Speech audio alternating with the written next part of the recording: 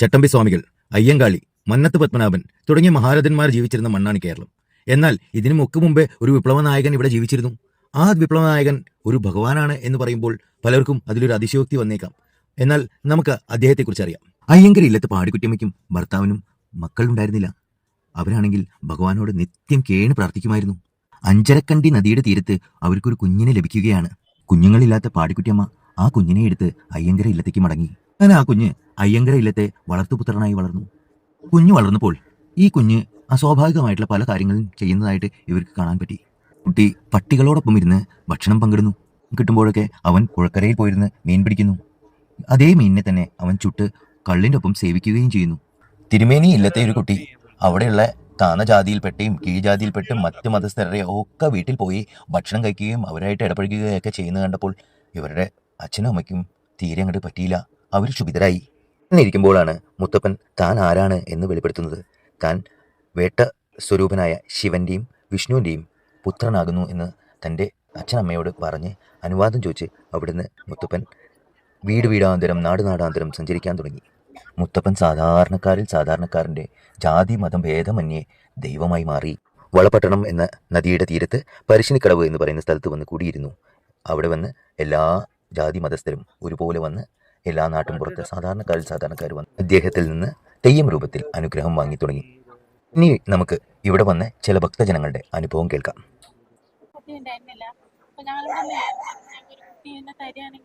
മുത്തപ്പൻ്റെ നടയിൽ വന്ന് ചോറ് കൊടുത്തോളാം. അപ്പൊ ഞങ്ങൾ ആ ഒരു എന്താണ് ഞങ്ങൾക്ക് കിട്ടിയ ആ ഒരു പുണ്യത്തിന് ഞാൻ വരികയാണ്. ക്രിസ്ത്യാനിയാണ്. ഞാനിപ്പോ എന്റെ ഭർത്താവ് ഹിന്ദുവാണ്. ഞാൻ സ്നേഹിച്ച കല്യാണം കഴിച്ചാണ്. അപ്പൊ ആ ഒരു വിശ്വാസം ഞങ്ങൾക്ക് ആദ്യം മോളുണ്ടാകുകയാണെങ്കിൽ ഇവിടെ വന്ന് ഞങ്ങൾ ചോറ് കൊടുത്താൽ എനിക്ക് എന്ത് ഇതുണ്ടെങ്കിലും ഞാൻ മനസ്സോട് പ്രാർത്ഥിക്കും, മുത്തപ്പ എന്നൊന്ന് കഴിച്ചിലാക്കി തരണേ. അത് അതേ വഴിക്ക് നടക്കാറുണ്ട്. എത്ര പൈസന്റെ പ്രശ്നം വന്നാലും കൂടെ പെട്ടെന്ന് റോൾ ചെയ്ത് കിട്ടുന്നു. വന്നപ്പോഴാണ് ഒരു ദിവസം രാവിലെ മുകളിലെ ചായക്കടയിൽ നിന്ന് ചായ കുടിച്ചുകൊണ്ടിരിക്കുമ്പോൾ ഒരു ആൾ ഓടിക്കഴിച്ച് മുകളിലേക്ക് കയറിയിരുന്നാണ്. 2-3 മിനിറ്റ് കഴിഞ്ഞപ്പോൾ ഒരു പട്ടി പുറകെ ഓടി വന്ന് ഇയാളെ വട്ടം പിടിച്ചു, കയ്യിലെ കടിച്ചു പിടിച്ചു. എന്താ സംഭവം ഞങ്ങൾക്ക് മനസ്സിലായില്ല. ഒരു 10 മിനിറ്റ് കഴിഞ്ഞപ്പോൾ ഒരു വയസ്സായ സ്ത്രീയും ഒരു കുട്ടിയും 2-3 ആളും കൂടി മുകളിലേക്ക് ഓടിക്കഴിച്ച് വന്നു. ഇയാളെ കഴുത്തിലെ മാല പൊട്ടിച്ചിട്ടാണ് സ്ത്രീ ഓടിയെന്നാണ് ഇയാളെ അറിയാൻ കഴിഞ്ഞത്. ഈ പട്ടി ഇവിടെ അയ്യപ്പ ക്ഷേത്രമുണ്ട്, ഈ സ്റ്റെപ്പിൻ്റെ മുകളിൽ അവിടെ കിടക്കുന്നുണ്ടായിരുന്നു. ആ പട്ടി ഇയാൾ ആ പട്ടിയെയും കടന്നിട്ടാണ് പോയത്. പട്ടി പുറകെ ഓടിയിട്ടാണ് ഇയാളെ പിടിച്ചത്. നമ്മൾ നേരത്തെ കണ്ടതാണ്. എന്ന് പറഞ്ഞിട്ടുണ്ടെങ്കിൽ നമ്മൾക്ക് നമ്മളുടെ വലിയ വലിയ പ്രതിസന്ധിയിൽ നമ്മൾക്ക് ഒരു താങ്ങും തണലായിട്ടുള്ളത് മുത്തപ്പൻ തന്നെയാണ്. ഇവിടെ ഏതാണ്ട് ഞാനൊരു 10-20 വർഷത്തിൻ്റെ മുന്നേ തൊട്ടുള്ള ഒരു ഇതുണ്ട് ഇവിടെ മുത്തപ്പനായിട്ട്. ഇവിടെ വന്ന് എനിക്ക് പല ഇതും കാര്യങ്ങളും എന്താ പറയുക ശാരീരികമായിട്ടും മാനസികമായിട്ടുള്ള വിഷമങ്ങൾ ഉണ്ടായിട്ടുണ്ട്. അതൊക്കെ ഇവിടെ വന്നതിന് ശേഷം മുത്തപ്പൻ്റെ അടുത്തു നിന്നാണ് നമ്മളെന്ന് വെച്ചാൽ നമ്മളെ കുടുംബത്തിന് തന്നെ നമുക്ക് മുത്തപ്പനാണ് ഒരു താങ്ങും തണലായിട്ട് അപ്പോഴും ഇപ്പോഴും ഉള്ളത്. ഇനി മുന്നോട്ട് അങ്ങനെ ഉണ്ടാവും പ്രതീക്ഷിക്കുന്നു. അങ്ങനെ ഒരു എന്താ പറയുക ഒരു മരത്തിന് മുകളിൽ വരുന്ന സമയത്ത് നമുക്കൊരു ഇതായിട്ട് വന്നപ്പം അത് ഇവിടെ വന്നതിൻ്റെ ശേഷം എന്നോട് ഇങ്ങനെ പറഞ്ഞു, കാരണം വെച്ചിട്ടുണ്ടെങ്കിൽ അങ്ങനെ സംഭവിച്ച സമയത്ത് മുത്തപ്പൻ ഉണ്ടായിരുന്നില്ലേ, അവിടെ എത്തിയില്ലേ. അതിനെ നമ്മളെ സംബന്ധിച്ചിട്ടുണ്ടെങ്കിൽ ഒരു പ്രത്യേകം എടുത്ത് പറയാൻ പറ്റുന്ന ഒരു അനുഭവം തന്നെയാണ്. ഭയങ്കരമായിട്ട് നല്ല ശക്തിയുള്ള ഒരു ഭഗവാനാണ്. പിന്നെ എല്ലാവർക്കും അതുപോലെ അനുഭവങ്ങളുണ്ട്. അതാണല്ലോ ഇത്രയും തിരക്ക് നമ്മൾ കാണുന്നത്.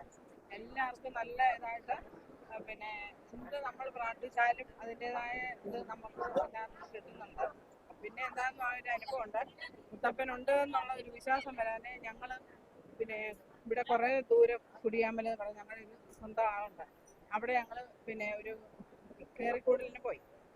നമ്മുടെ സ്വന്തം ആളാണ്. അവിടെ കയറിക്കൂടിന് പോയി. അപ്പോൾ എൻ്റെ അനിയൻ പിന്നെ ഭർത്താവിൻ്റെ അനിയൻ വീട് വെക്കുന്നുണ്ട് ഇവിടെ അടുത്ത്. അപ്പം ഇവിടെ കെട്ടുന്ന മുത്തപ്പനൊന്നും അല്ല അവിടെ കെട്ടുന്നത്. നമ്മൾ വീട് വെക്കുമ്പോൾ നമുക്കൊരു ഇതുണ്ടല്ലോ. അപ്പം നമ്മൾ വെള്ളാട്ടം വെക്കും ഇവിടെ മുത്തപ്പൻ. അങ്ങനെ വെള്ളാട്ടം വെക്കുന്ന സമയത്ത് ഞങ്ങൾ അവിടെ കയറിക്കൂടലിന് പോകും. അപ്പം ഇവിടെ ഇവർ മഴയായത് കാരണം വീട് വെച്ചു. എന്നിട്ട് വെറുതെ കട്ടിൽ അകത്തിട്ട് കിടന്നു. തീയൊന്നും കത്തിച്ചില്ല. അപ്പൊ കിടന്നു. അപ്പൊ ഞങ്ങൾ അങ്ങനെ കുടിയാമല ഈ കേരളത്തിൽ ഇപ്പൊ അവിടെ മുത്തപ്പനുണ്ടല്ലോ. അപ്പം മോളും അനിയന്റെ ഭാര്യയും മോളും വന്നു ഞങ്ങളുടെ കൂടെ. അപ്പൊ അവർക്ക് എന്തോ സുഖമില്ലാത്തോണ്ട് തലയിൽ നിന്ന് വെള്ളം ഒഴിക്കാത്തോണ്ട് അവള് വന്നില്ല ഈ കുറി കൊടുക്കാൻ. കുറി മേടിക്കാൻ പോകില്ല മൊത്തം. മോളും ഞങ്ങളെല്ലാം കൂടെ ക്യൂ നിന്ന് പോയി കുറി മേടിച്ചു. അങ്ങനെ കുറി മേടിക്കുന്ന സമയത്ത് പിന്നെ അവിടെ ചെന്നപ്പോ പിന്നെ ഇവള് മോളെ മുമ്പിൽ നിന്ന് പൈസ കൊടുക്കാൻ പറഞ്ഞു. പിന്നെ അമ്മ വന്നില്ലെന്ന് ചോദിച്ചു. അന്നേരം പറഞ്ഞു പിന്നെ അമ്മ വന്നിട്ടുണ്ടെന്ന് എന്നാൽ വിളിക്കാൻ പറഞ്ഞു. അങ്ങനെ വിളിച്ചു. അവള് വന്ന് കുറി കൊടുക്കാൻ വന്നപ്പോൾ പറഞ്ഞു മുത്തപ്പൻ പിന്നെ വിളിക്കാതെ തന്നെ കയറിക്കൂടിയല്ലേന്ന് ചോദിച്ചു. അന്നേരം ഞങ്ങളൊക്കെ അന്തിച്ചു പോയി. ഇതെങ്ങനെ ഇവിടെ വേറൊരു സ്ഥലത്തല്ലേ, കുറെ ദൂര സ്ഥലത്താണ് ഈ മുത്തപ്പൻ കെട്ടുന്നത്. അന്നേരം പറഞ്ഞു ഇല്ല, മഴ ആയതുകൊണ്ട് ഞങ്ങൾ കയറി കിടന്നതേ ഉള്ളൂ. അവിടെ പിന്നെ തീയൊന്നും കത്തിച്ചിട്ടില്ല, വിളക്കൊന്നും കത്തിച്ചിട്ടില്ല, ഒന്നുമില്ല. ആ മുത്തപ്പനെ ഞങ്ങൾക്ക് അന്നേരം ആലോചിക്കാൻ പറ്റാത്തൊരു അനുഭവമായിരുന്നു.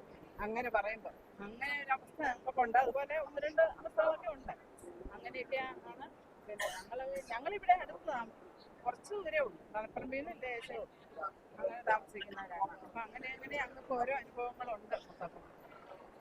അറിയില്ല, ഞങ്ങൾക്ക് മുത്തപ്പൻ എങ്ങനെ അറിഞ്ഞു എന്നുള്ളതാണ്. കൊച്ചു കുട്ടികൾക്കൊന്നും അത്ര വിശ്വാസം കാണൂലല്ലോ. അപ്പൊ അവരെല്ലാം അന്ന് മുതൽ ചിന്തിക്കുന്നത് മുത്തപ്പനെ ഇങ്ങനെ പിന്നെ അറിയാൻ കഴിഞ്ഞു എന്നുള്ളത്, നമ്മൾ അവിടെ കയറി കിടന്നു എന്നുള്ളത് അറിയാൻ കഴിഞ്ഞു എന്നുള്ളതാണ് നമുക്ക് അത്ഭുതം. അത് ഭയങ്കര ഒരു സംഭവമാണ്. എന്റെയൊക്കെ അനുഭവത്തിൽ ഏറ്റവും വലിയ സംഭവമാണ്. അത്രമാത്രം നമ്മൾ മുത്തപ്പന്, അല്ലെങ്കിൽ നമ്മൾ വേറൊരു സ്ഥലത്ത് പോയി അവിടെ കയറി പോയപ്പോൾ ഞങ്ങളെ വിളിച്ചിട്ട് ഇങ്ങനെ മുത്തപ്പനെ വിളിക്കാതെ കയറി കൂടിയല്ലേ എന്ന് ചോദിച്ചു.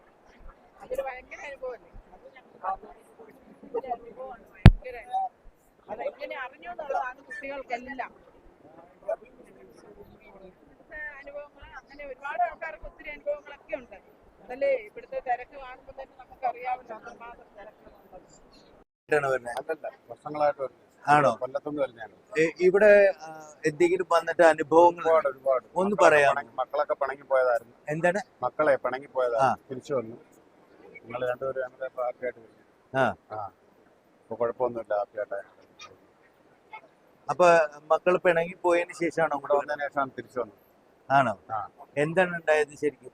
ചെറിയ സൗന്ദര്യ പിണക്കമായിരുന്നു. ആ. ഉണ്ടായിരുന്ന പ്രശ്നമായിരുന്നു. പിണങ്ങി പോയതിനു ശേഷം ഇപ്പൊ തിരിച്ചു വന്നു.